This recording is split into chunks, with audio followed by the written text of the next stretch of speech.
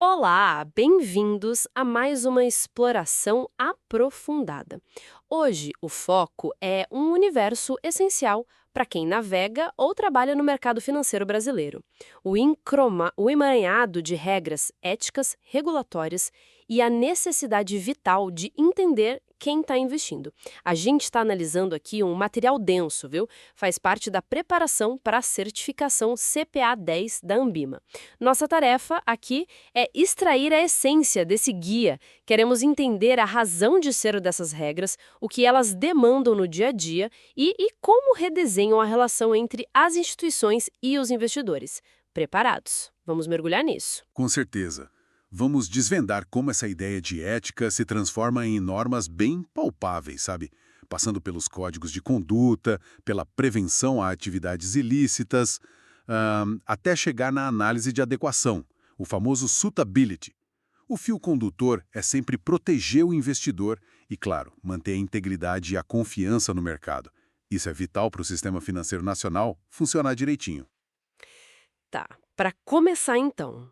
A palavra ética aqui tem um peso grande, só fundamental. Mas como ela se materializa, assim, nas operações diárias do mercado? Não fica meio subjetivo? É uma ótima pergunta. Embora a ética tenha sim uma base filosófica, no contexto do mercado financeiro, ela se traduz num conjunto de regras bem concretas que definem o modo de agir esperado, sabe? A finalidade principal é blindar a confiança do público. Pensa nisso como o alicerce mesmo. Sem confiança, o sistema não se sustenta. E isso se apoia basicamente em duas coisas: garantir que o SFN atenda às necessidades da sociedade e que seja usado dentro da lei. Nesse cenário, a Anbima parece ter um papel de destaque, né? Com seus códigos de autorregulação, que complementam as regras dos órgãos oficiais, como o CVM e Bacen. O material que a gente analisou foca no código de distribuição. O que ele traz, assim, de mais impactante? Exato. A Anibima cria esses códigos que detalham as boas práticas. O de distribuição é crucial porque lida diretamente com a interação entre quem vende o produto, o banco, a corretora, e quem compra, o investidor. Os grandes objetivos são manter um padrão ético elevado, claro, mas também fomentar uma concorrência justa. Ninguém quer um mercado onde vale tudo, né? E garantir a transparência e a qualificação contínua dos profissionais e das instituições. Isso se reflete em princípios de conduta bem claros: agir com boa-fé, transparência total, diligência, quer dizer, cuidado e atenção, e lealdade ao cliente são a base. Um ponto fundamental mesmo é o dever de cuidar dos interesses do cliente como se fossem os seus próprios. Isso significa, por exemplo, não empurrar um produto só porque ele dá mais comissão para a instituição se ele não for o melhor para aquele cliente específico, sabe? Entendi. Outros pilares são respeitar a livre concorrência, ser cristalino sobre os riscos e um ponto crucial: identificar e gerenciar conflitos de interesse. Faz todo sentido. E o código parece deixar bem claro que não adianta ter a regra escrita se ela não for aplicada na prática, certo?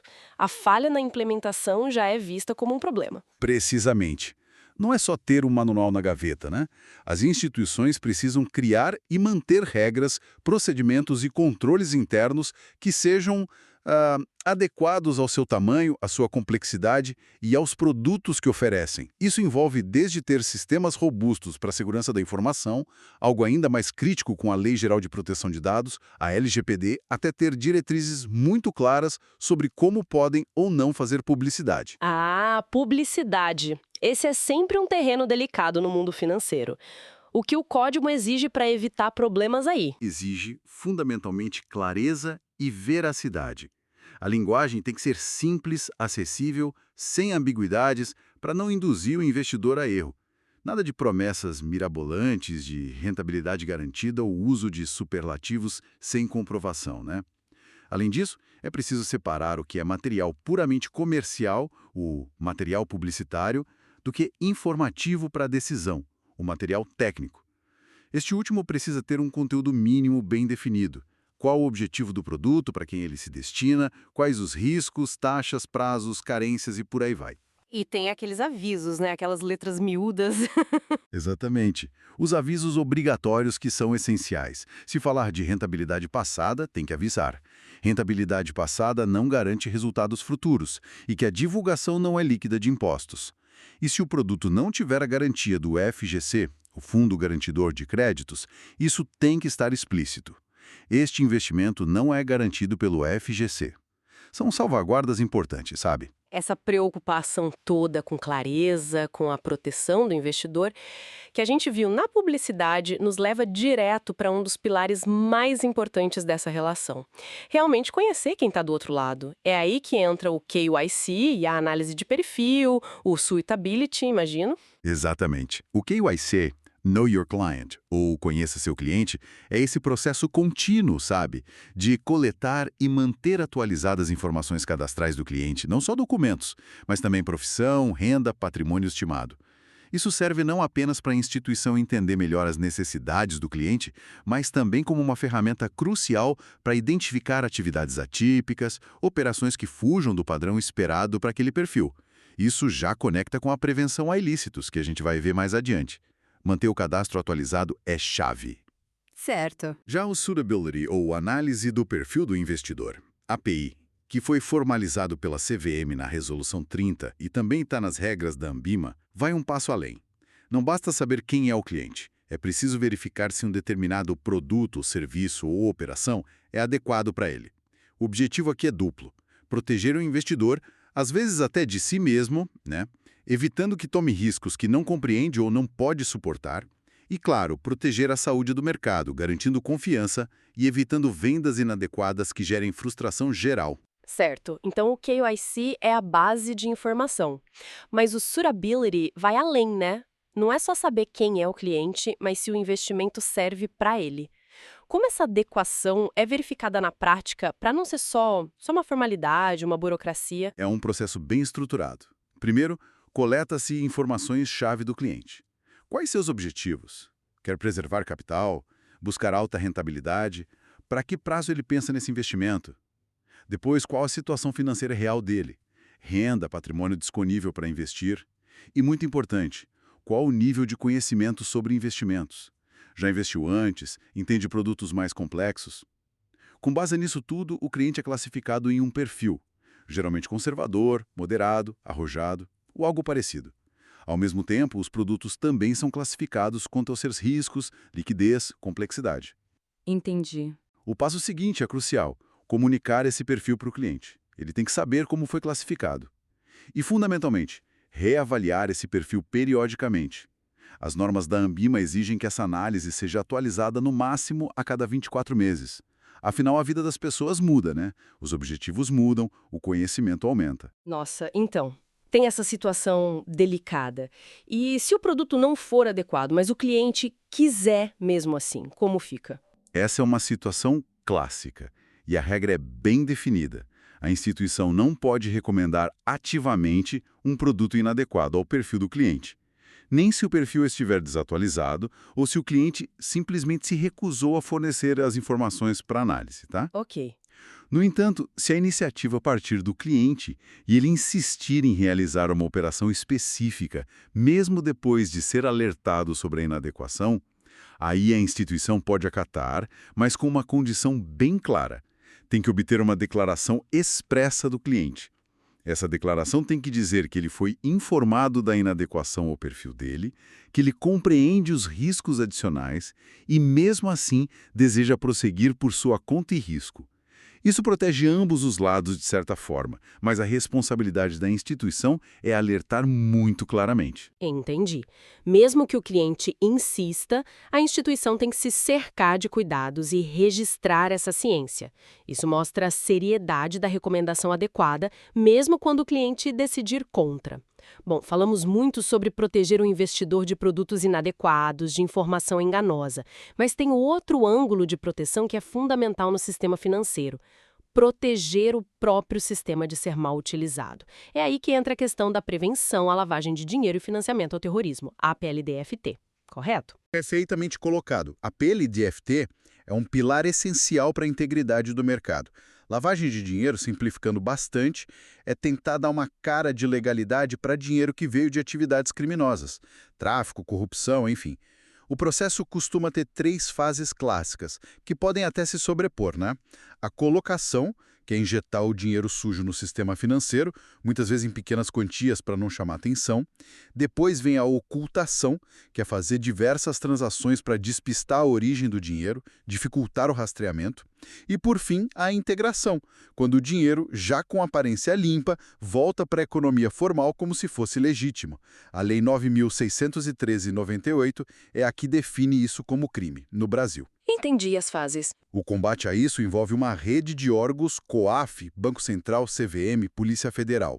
E a regulação mais recente, tipo a Resolução CVM 50 e a Circular Bacen 3.978, adota o que se chama de abordagem baseada em risco, a ABR. Abordagem baseada em risco. O que isso quer dizer na prática? Quer dizer que não existe mais uma lista única e rígida de procedimentos igual para todo mundo, para todas as instituições. Cada banco, corretora ou gestora precisa analisar seus próprios riscos específicos. Que tipo de cliente atende? Que produtos oferece? Onde opera? Com base nessa autoavaliação, ela deve desenhar e implementar seus próprios controles internos de PLD-FT. Ah, entendi. Isso parece mais inteligente, mas também mais desafiador para as instituições, não?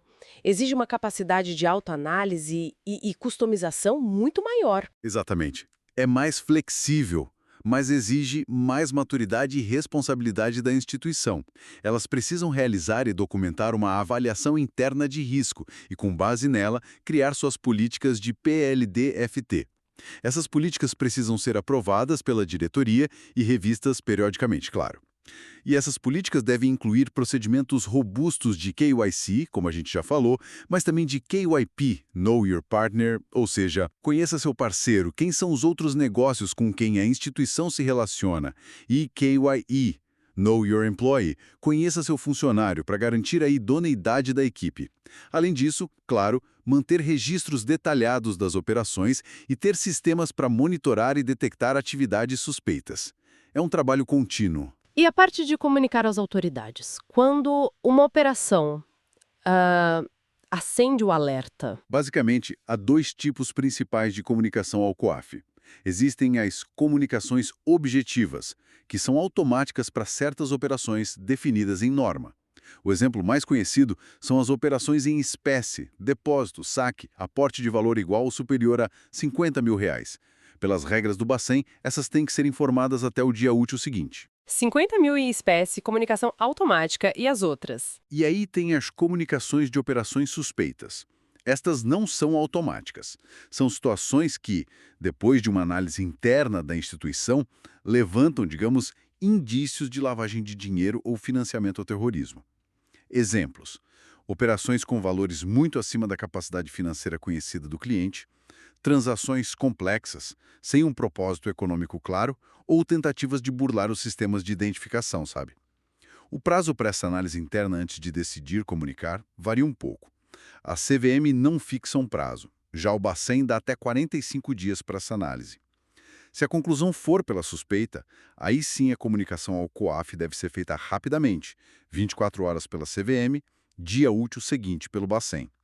Um ponto vital aqui, essa comunicação é sigilosa. O cliente não é avisado de jeito nenhum. E se feita de boa fé, ela isenta a instituição e os funcionários de responsabilidade civil ou administrativa. Importante essa proteção para quem comunica. Sim.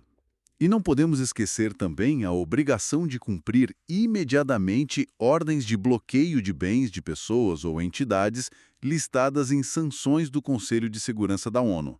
Isso é mandatório. Tem que cumprir na hora. Entendido. Além do Suitability e da PLD-FT, que outras práticas na venda são consideradas antiéticas ou mesmo ilegais? O material destaca a venda casada. Isso ainda acontece muito? Olha, a venda casada é terminantemente proibida e, infelizmente, ainda vemos tentativas por aí.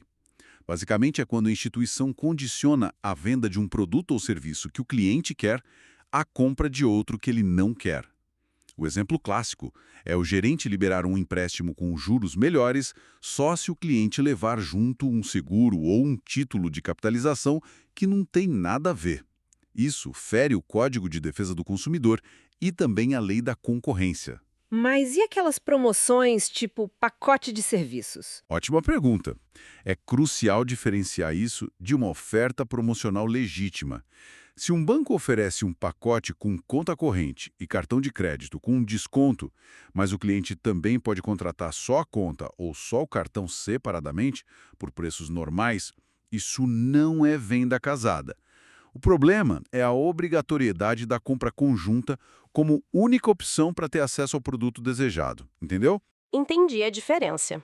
Clareza importante essa. E voltando um pouquinho ao perfil do investidor. Como fatores tipo idade, prazo desejado, conhecimento e a própria aversão ao risco entram nessa equação ética da venda? Eles são centrais e estão totalmente ligados ao suitability, que a gente já discutiu. A ética na venda exige sensibilidade a esses fatores. Produtos muito arriscados ou sem liquidez, difíceis de vender rapidamente, geralmente não são apropriados para pessoas mais idosas, por exemplo. Elas podem precisar do dinheiro a curto prazo ou não ter tempo para recuperar eventuais perdas. O horizonte de investimento, quando o cliente planeja usar o dinheiro, tem que bater com o prazo recomendado do produto. Não dá para vender um produto de 10 anos para quem precisa do dinheiro em um ano, né? Faz sentido. Da mesma forma, não é ético oferecer produtos financeiros sofisticados, cheio de derivativos e estruturas complexas, para alguém que claramente tem pouco conhecimento do mercado. A pessoa pode aceitar sem entender direito no que está se metendo. E talvez o mais subjetivo, mas não menos importante, respeitar a tolerância ao risco de cada um.